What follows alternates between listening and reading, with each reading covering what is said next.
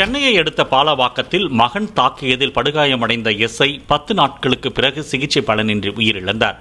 விமான நிலையத்தில் SBCID பிரிவில் பணியாற்றி வந்த உதவி ஆய்வாளர் விஜயபாஸ்கர் தனது வீட்டிற்கு செல்லாமல் இருந்தது தொடர்பான வாக்குவாதத்தில் மகன் சுகாஸ் தாக்கியதில் காயமடைந்து சிகிச்சை பெற்று வந்த நிலையில் தற்போது உயிரிழந்ததால் கொலை வழக்காக மாற்றப்பட்டுள்ளது.